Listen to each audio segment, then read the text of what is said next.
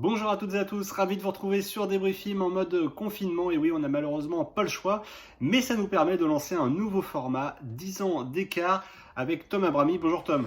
Bonjour Aurélien, bonjour à tous. Le principe de 10 ans d'écart, c'est tout simplement que Tom et moi, on a 10 ans d'écart et on a vu des films, parfois les mêmes, mais à des époques différentes, l'un en salle et l'autre pas en salle. Et là, en l'occurrence, aujourd'hui, on va vous parler d'un film culte des années 90, j'ai nommé Waterworld, le film de Kevin Reynolds avec Kevin Costner, sorti en octobre 95 en France, que j'avais eu le plaisir de découvrir à l'époque de sa sortie sur grand écran. Toi, Tom, tu l'as découvert plus récemment. Bah oui, moi je l'ai découvert le week-end dernier, tout simplement. Chez toi. En plein confinement chez moi, comme tout le monde.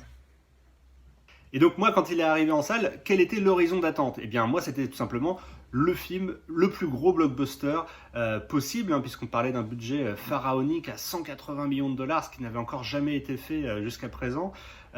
C'était dire si les attentes étaient élevées. On parlait d'un tournage en pleine mer, des effets spéciaux incroyables. Et puis c'est vrai que Kevin Reynolds et Kevin Costner sortaient du gros succès de Robin des Bois, Prince des voleurs en 91. Donc il y avait beaucoup d'éléments qui faisaient que avec en plus l'ajout de Dennis Hopper en méchant, on pouvait s'attendre à un gros film d'aventure et à le feu d'artifice de l'année 95. Toi, Tom, il est arrivé comment ce film jusqu'à toi? Bah, moi, il est arrivé avec la réputation qu'il en reste aujourd'hui, donc plus de 20 ans après, c'est-à-dire d'un espèce de nanar des années 90, d'un film en effet qui avait cette ambition complètement pharaonique, mais qui s'est craché auprès du public. Et finalement, c'est pas tout à fait le cas, puisqu'on se rend compte que le film, en regardant un peu, le film a fait 264 millions de dollars de recettes dans le monde pour un budget de 175 millions. Donc c'est finalement pas le crash industriel que beaucoup aujourd'hui retiennent. Effectivement, et si on poursuit sur le résultat français, il a fait plus de 2 millions d'entrées, 2,2 millions d'entrées, 13e plus gros succès de l'année 95, ce qui est loin d'être un échec. Alors après, ça en fait pas non plus le plus gros succès de cette année-là, mais néanmoins, c'est bien aussi de rappeler que ça n'a pas été un énorme échec et que quand on l'a vu à sa sortie, c'était pas non plus la catastrophe industrielle, loin de là, c'était un film d'aventure qui tenait debout, sans pour autant être peut-être la nouvelle référence non plus de ce genre-là, sachant qu'il faisait déjà beaucoup parler de lui comme une sorte de sous-Mad Max ou de Mad Max aquatique. Mais toi, Tom, je crois qu'il y a aussi des aspects que tu perçois peut-être plus aujourd'hui qui étaient moins le cas dans les années 90. Oui, bah déjà, il y avait cette notion de fable écologique qui est très, très tendance en ce moment, de vouloir faire des films avec des vocations un peu plus écologiques. Et ça, dès le début du film, on le ressent. Mais finalement, on s'y perd assez rapidement pour aller vers un univers un peu plus cyberpunk.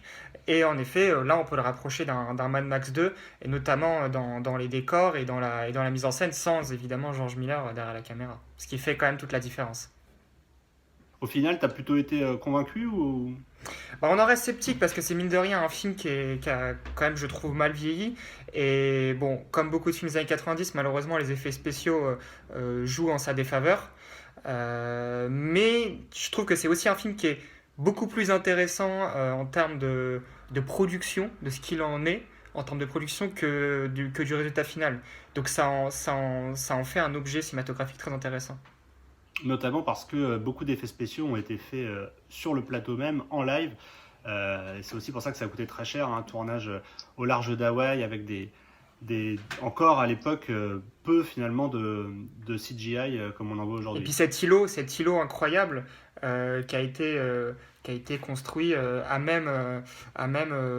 au large d'Hawaï finalement, et qui est assez impressionnant et qui a nécessité, je crois, des mois et des mois de construction pour avoir ce rendu parfaitement réaliste.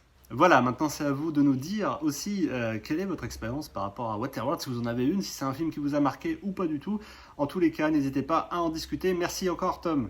À bientôt! Et à bientôt sur Débriefing pour de nouvelles vidéos. À très vite.